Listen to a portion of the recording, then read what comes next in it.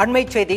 பொறியியல் படிப்புக்கான தரவரிசை பட்டியலை மாணவர்கள் ஆன்லைன் வழியாக தெரிந்து கொள்ள ஏற்பாடு என தற்போது அறிவிப்பு வெளியாகியிருக்கிறது. பொறியியல் படிப்புக்கான தரவரிசை பட்டியல் நாளை வெளியாகும் என அறிவிக்கப்பட்டிருக்கிறது. தரவரிசை பட்டியலை மாணவர்கள் ஆன்லைன் வழியாக தெரிந்து கொள்ள ஏற்பாடு செய்யப்பட்டிருப்பதாக உயர்கல்வித்துறை அமைச்சர் கோவி செழியன் அறிவித்திருக்கிறார். அண்மைச் செய்தியாக பார்க்கின்றோம்.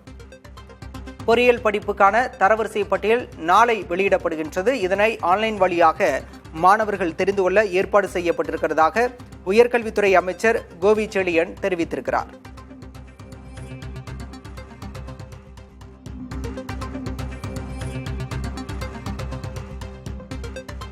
அண்மைச் செய்தி.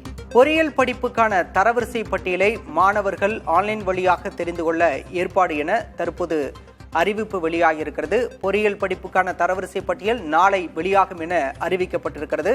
தரவரிசை பட்டியலை மாணவர்கள் ஆன்லைன் வழியாக தெரிந்து கொள்ள ஏற்பாடு செய்யப்பட்டிருப்பதாக உயர்கல்வித்துறை அமைச்சர் கோவி செழியன் அறிவித்திருக்கிறார். அண்மைச் செய்தியாக பார்க்கின்றோம்.